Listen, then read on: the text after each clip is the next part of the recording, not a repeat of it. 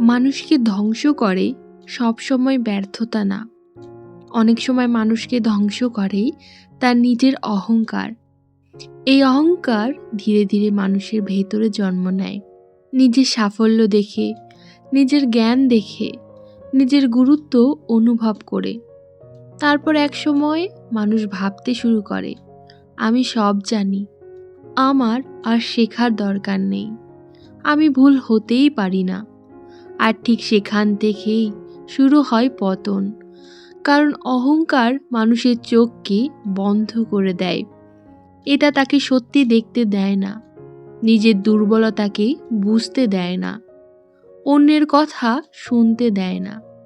মানুষ তখন নিজের নাম, নিজের পরিচয় আর নিজের গুরুত্ব প্রমাণ করতেই এতটা ব্যস্ত হয়ে পড়ে যে ভেতর থেকে ধীরে ধীরে ফাঁকা হয়ে যেতে থাকে। Ego is the enemy. এই বইটিতে রায়ান হলিডে দেখিয়েছেন যে জীবনের সবচেয়ে বড় শত্রু বাইরের কেউ না, আর সেটি হলো মানুষের নিজের অহংকার। কারণ এই অহংকার মানুষকে শান্ত থাকতে দেয় না, বিনয়ী হতে দেয় না, আর কখনো তাকে বাস্তবতা থেকে দূরে সরিয়ে দেয়। মানুষ নিজেও বুঝতে পারে না, সত্যিকারের শক্তি কখনো চিৎকার করে না, নিজের বড়ত্ব দেখায় না। সত্যিকারের শক্তি নীরবে নিজেকে গড়ে তোলে। আর যে মানুষ নিজের অহংকারকে নিয়ন্ত্রণ করতে পারে, শেষ পর্যন্ত জীবন তাকেই সবচেয়ে বেশি সম্মান দেয়। স্বাগতম মাইন্ড সামারি বাই স্বর্ণালীতে। আজ আমরা শুধু একটা বইয়ের সামারি নিয়ে কথা বলবো না, আজকের আলোচনা এমন এক ইনভিজিবল এনিমিকে নিয়ে, যেটা নীরবে মানুষের রিলেশনশিপ, সাকসেস, মাইন্ডসেট, এমনকি পুরো লাইফও নষ্ট বা ধ্বংস করে দেয়। আর সেই এনিমি হলো অহংকার। অনেক মানুষ বাইরে থেকে নিজেকে কনফিডেন্ট দেখায়, নিজের অ্যাচিভমেন্ট নিয়ে প্রাউড ফিল করে, সবসময় নিজেকে প্রুভ করতে চায়। কিন্তু ভেতরে ভেতরে সেই অহংকারই ধীরে ধীরে তার রিয়ালিটি থেকে তাকে অনেক দূরে সরিয়ে দেয়। কারণ অহংকার মানুষকে শেখায়, আমি যথেষ্ট জানি, আমার ভুল হতেই পারে না, আমাকেই সবার থেকে বড় হতে হবে। আর ঠিক তখন থেকেই মানুষ লার্নিং বন্ধ করে দেয়, লিসেনিং বন্ধ করে দেয় এবং নিজের গ্রোথ নিজেই নষ্ট করতে শুরু করে। আজকের ভিডিওতে আমরা কথা বলবো কিভাবে অহংকার নীরবে মানুষের মাইন্ড কন্ট্রোল করে, কেন সাকসেসের পর মানুষ বদলে যায়, কেন হিউমিলিটি আসলে উইকনেস না বরং রিয়েল স্ট্রেংথ, এবং কিভাবে নিজের ইগো কন্ট্রোল করতে পারলে একজন মানুষ মানসিকভাবে অনেক বেশি পাওয়ারফুল ও পিসফুল হয়ে উঠতে পারে। আজকের ভিডিওটি শেষ পর্যন্ত দেখুন, কারণ আজকের ডিসকাশন শুধু ইগো নিয়ে না, বরং সেলফ অ্যাওয়ারনেস, গ্রোথ, পিস এবং নিজের আসল শক্তিকে চিনে নেওয়ার জার্নি নিয়ে। ইগো সবসময় খারাপভাবে শুরু হয় না। অর্থাৎ ইগো ইজ দ্য এনিমি বইটিতে রায়ান হলিডে শুরুতেই এমন একটি বিষয়কে এক্সপ্লেন করেন যেটা অনেক মানুষই বুঝতে পারেন না। ইগো সবসময় খারাপ বা টক্সিক বিহেভিয়ার দিয়ে শুরু হয় না। অনেক সময় ইগো শুরু হয় মানুষের অ্যাম্বিশন, ট্যালেন্ট বা সাকসেস পাওয়ার ডিজায়ার থেকে। একজন মানুষ যখন বড় কিছু করতে চায়, নিজের লাইফ চেঞ্জ করতে চায়, নিজের ভ্যালু প্রুভ করতে চায়, তখন শুরুতেই সেটা হেলদি মনে হয়। কিন্তু প্রবলেম শুরু হয় তখন যখন মানুষের পুরো ফোকাস অ্যাকচুয়াল কাজ থেকে সরে গিয়ে নিজের ইমেজের ওপর চলে যায়। অনেক মানুষ স্কিল বিল্ড করার থেকে বেশি ব্যস্ত থাকে নিজেকে সাকসেসফুল দেখাতে। তারা সাইলেন্টলি ইমপ্রুভ করার থেকে বেশি ইন্টারেস্টেড থাকে মানুষকে ইমপ্রেস করতে। তারা কনস্ট্যান্টলি নিজের ফিউচার সাকসেস নিয়ে কথা বলে, কিন্তু প্রেজেন্টে বোরিং হার্ডওয়ার্কের ভেতরে থাকতে চায় না। কারণ ইগো স্ট্রাগলের প্রসেস এনজয় করতে পারে না। এটা শুধুমাত্র শর্টকাট চায়, এটা ইনস্ট্যান্টলি অ্যাডমায়ার্ড হতে চায়। রায়ান হলিডে এক্সপ্লেন করেন যে পৃথিবীর অনেক মানুষ নিজের ড্রিম অ্যাচিভ করার আগেই মেন্টালি উইক হয়ে পড়ে, কারণ তারা সাকসেস বিল্ড করার আগেই সাকসেসের ফিলিং এনজয় করতে শুরু করে। তারা নিজের আইডেন্টিটি ক্রিয়েট করতে এতটাই ব্যস্ত হয়ে পড়ে যে রিয়েল গ্রোথ থমকে যায়। একজন রাইটার লেখার থেকে বেশি বিজি হয়ে যায় রাইটার হিসেবে অ্যাপিয়ার করতে। একজন এন্টারপ্রেনার বিজনেস বিল্ড করার থেকে বেশি বিজি হয়ে যায় সাকসেসফুল এন্টারপ্রেনার হিসেবে লুক দিতে। আর এখানেই ইগো নীরবে কন্ট্রোল নিতে শুরু করে। এই চ্যাপ্টারের সবচেয়ে পাওয়ারফুল মেসেজ হলো, মানুষের ফোকাস যদি বাস্তবতার থেকে ইমেজের ওপর বেশি চলে যায়, তাহলে সে ধীরে ধীরে রিয়েল পোটেনশিয়াল হারাতে শুরু করে। কারণ গ্রোথ সবসময় নীরবে তৈরি হয়। মানুষ যখন কেউ থাকে না, যখন কেউ তাকে নোটিস করে না, যখন বোরিং রিপিটেশনের ভেতর থেকেও সে কাজকে চালিয়ে যায়, তখন আসল স্ট্রেংথ তৈরি হয়। সাইলেন্সের ভেতরেই রিয়েল গ্রোথ তৈরি হয়। বইটিতে রিপিটেডলি একটা বিষয়কে এক্সপ্লেন করা হয়েছে, যারা সত্যিই বড় কিছু অ্যাচিভ করে তারা সাধারণত বেশি নয়েজ করে না, কারণ রিয়েল কনফিডেন্সের একটা কামনেস থাকে। কিন্তু ইগো ড্রিভেন মানুষ সবসময় অ্যানাউন্স করতে চায় সে কি করবে, কত বড় হবে, কত ডিফারেন্ট।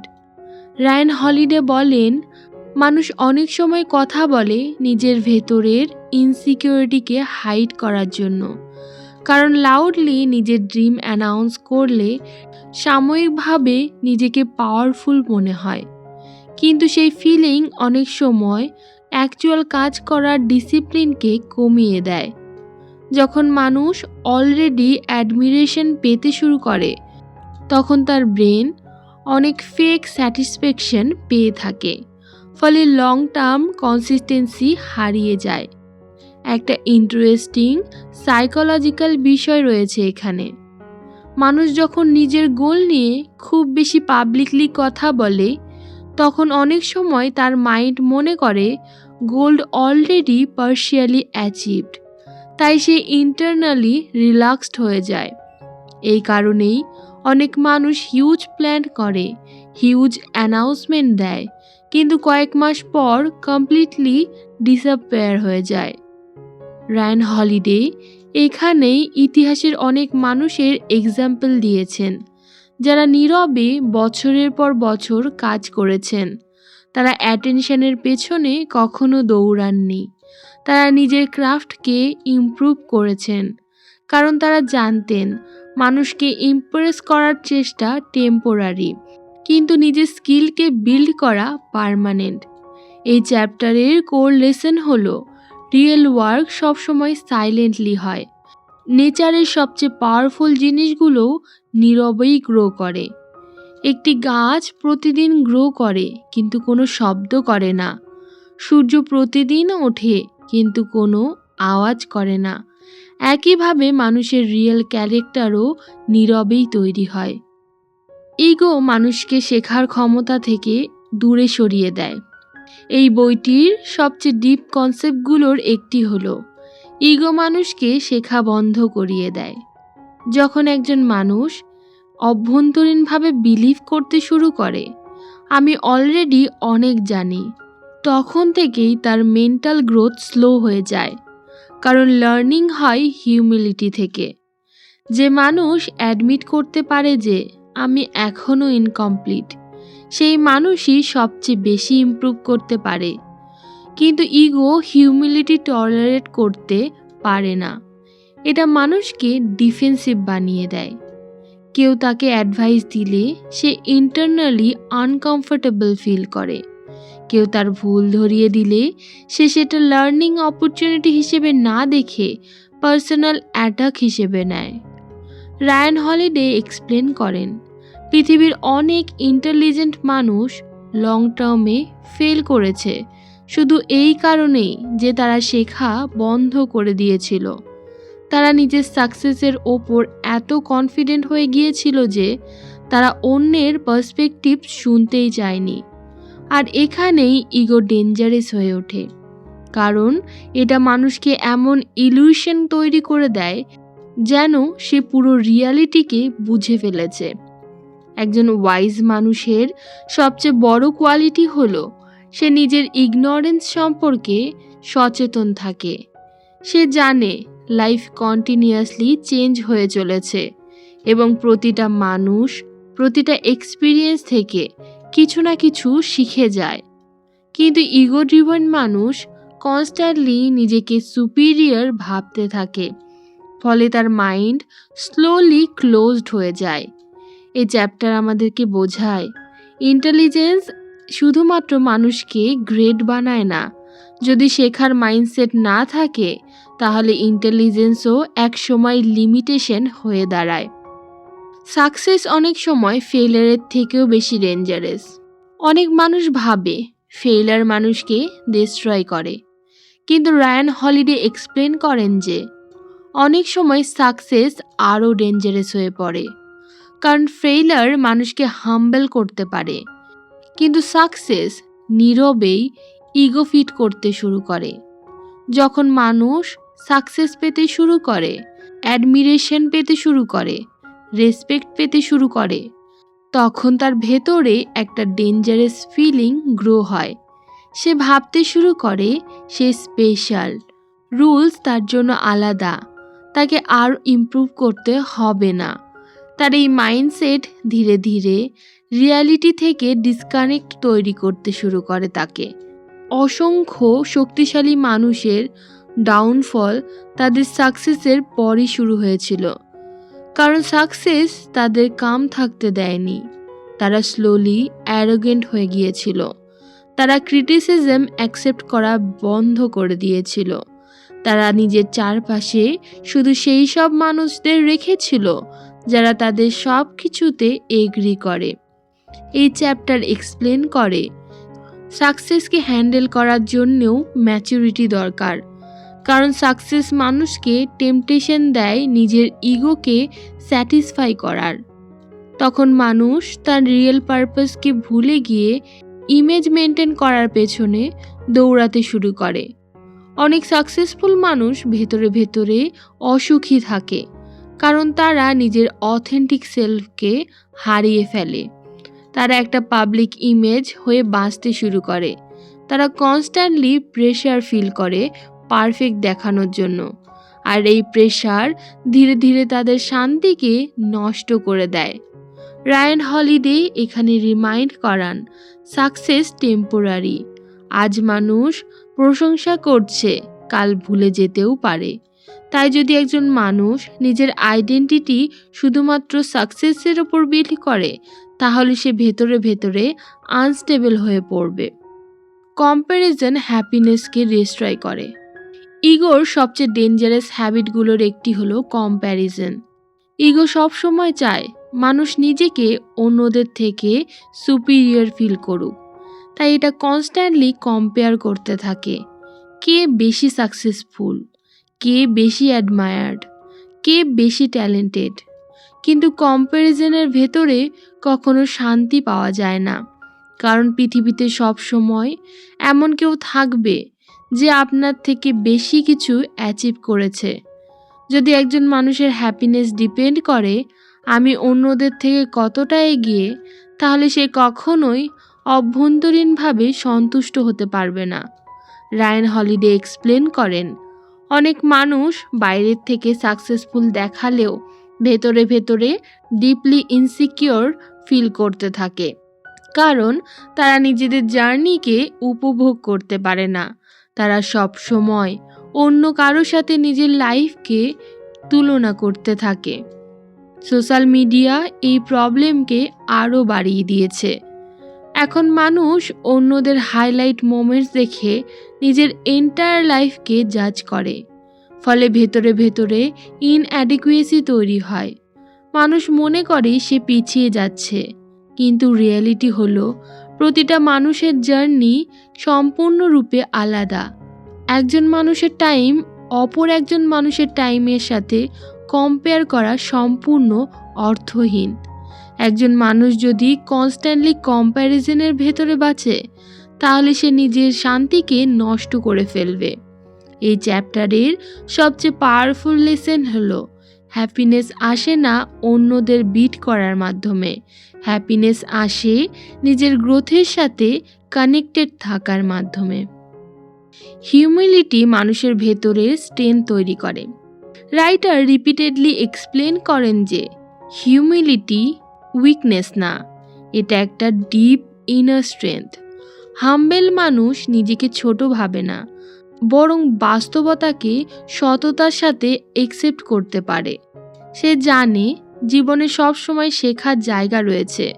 একজন হাম্বেল মানুষ ক্রিটিসিজমকে ভয় পায় না, কারণ তার পুরো আইডেন্টিটি পারফেকশনের ওপর তৈরি করা না। সে নিজের ভুল দেখলেও ইমোশনালি কোল্যাপস করে না, বরং সে সেটাকে গ্রোথের অপরচুনিটি হিসেবে ইউজ করে। কিন্তু ইগো ড্রিভেন মানুষ কনস্ট্যান্টলি নিজের ইমেজ প্রোটেক্ট করতে ব্যস্ত থাকে। সে সবসময় স্ট্রং অ্যাপিয়ার করতে চায়, ফলে ভেতরে ভেতরে আরও ভঙ্গুর হয়ে পড়ে। কারণ ফেক ইমেজ মেনটেন করতে প্রচুর মানসিক এনার্জি লাগে। রায়ান হলিডে এক্সপ্লেন করেন, হিস্ট্রির সবচেয়ে রেসপেক্টেড মানুষদের মধ্যে একটা কমন কোয়ালিটি ছিল, আর সেটি হলো হিউমিলিটি। তারা পাওয়ারফুল ছিল, কিন্তু গ্রাউন্ডেডও ছিল। তারা ট্যালেন্টেড ছিল, কিন্তু শেখা কখনো বন্ধ করেনি। তারা প্রশংসিত ছিল, কিন্তু নিজের ইগোর কখনো দাস হয়ে যায়নি। এই চ্যাপ্টারের সবচেয়ে ডিপ মেসেজ হলো, রিয়েল কনফিডেন্স কোয়াইট হয়। যে মানুষ ইন্টারনালি সিকিউর, তাকে কনস্ট্যান্টলি অ্যাটেনশন বা ভ্যালিডেশন চাইতে হয় না। সে নিজের কাজ, নিজের ভ্যালুজ এবং নিজের গ্রোথের ওপর ফোকাস করতে পারে। ফেইলার মানুষকে রিভিল করে। যখন লাইফ স্মুথলি চলতে থাকে, তখন মানুষ নিজের ক্যারেক্টার সম্পর্কে অনেক ইলিউশনের মধ্যে থাকে। কিন্তু ফেইলার সেই ইলিউশনকে ভেঙে দেয়। তখন বোঝা যায় একজন মানুষ ইন্টারনালি কতটা স্ট্রং। রাইটার এখানে এক্সপ্লেন করেন, ফেইলারের সময় ইগো সব থেকে বেশি ডেঞ্জারাস হয়ে ওঠে, কারণ ইগো রিয়েলিটি অ্যাকসেপ্ট করতে চায় না। এটা এক্সকিউজ খুঁজতে শুরু করে, ব্লেম করতে শুরু করে, নিজের ভুলকে স্বীকার করার থেকে সিচুয়েশনকে দায়ী বেশি করতে থাকে কমফোর্টেবল ফিল করার জন্য। কিন্তু ফেইলারের সবচেয়ে ভ্যালুয়েবল পার্ট হলো, এটা মানুষকে নিজের ভেতরে তাকাতে বাধ্য করে। একজন হাম্বল মানুষ ফেইলারের ভেতরেও শিক্ষা খুঁজে নেয়। সে নিজেকে ভিকটিম বানিয়ে রাখে না, সে অ্যানালাইজ করে কোথায় ভুল হয়েছিল, কিভাবে আরও ম্যাচিওর হওয়া যায়। অনেক সময় ফেইলার মানুষকে সেই উইজডম দেয় যেটা সাকসেস কখনো দিতে পারে না, কারণ ব্যথা মানুষকে ডিপলি রিফ্লেক্ট করতে বাধ্য করে। এই চ্যাপ্টার এক্সপ্লেন করে, ফেইলার নিজে ডেঞ্জারাস না, ডেঞ্জারাস হলো ফেইলারের পর মানুষের ইগো ড্রিভেন রিয়াকশন। শেষ পর্যন্ত এই বইটা আমাদের একটাই সহজ কিন্তু কঠিন সত্যকে তুলে ধরে। আমাদের সবচেয়ে বড় শত্রু বাইরের কেউ না, সেটা আমাদের ভেতরের অহংকার। ইগো ইজ দ্য এনিমি এই বইটিতে রায়ান হলিডে বারবার মনে করিয়ে দেন, যখন মানুষ নিজেকে প্রমাণ করতে গিয়ে নিজেকেই ভুলে যায়, তখন তার আসল পতন শুরু হয়। জীবনের সত্যিকারের শক্তি আসে তখন যখন মানুষ শেখা বন্ধ করে না, যখন সে প্রতিদিন নিজেকে একটু একটু করে ইমপ্রুভ করে, আর যখন সে নিজের ইগোকে কন্ট্রোল করে নিজের কাজের ওপর ফোকাস রাখতে পারে। কারণ শেষ পর্যন্ত লাউড হওয়া না, বরং কনসিস্টেন্ট হওয়াটাই মানুষকে আরও বড় করে তোলে। তাই যদি আজকের গল্প থেকে একটা জিনিস মনে রাখেন, তাহলে সেটাই হোক, নিজেকে বড় প্রমাণ করার চেয়ে নিজেকে বেটার বানানো অনেক বেশি পাওয়ারফুল। আমি স্বর্ণালী, আপনি দেখছেন মাইন্ড সামারি বাই স্বর্ণালী। এমন আরও গভীর, শান্ত এবং জীবন উন্নয়নমূলক বইয়ের সারাংশ পেতে ভিডিওটি লাইক করুন, শেয়ার করুন এবং চ্যানেলটি সাবস্ক্রাইব করে রাখুন। আবারও দেখা হবে প্রোডাক্টিভিটির নতুন কোনো একটি অধ্যায়ে।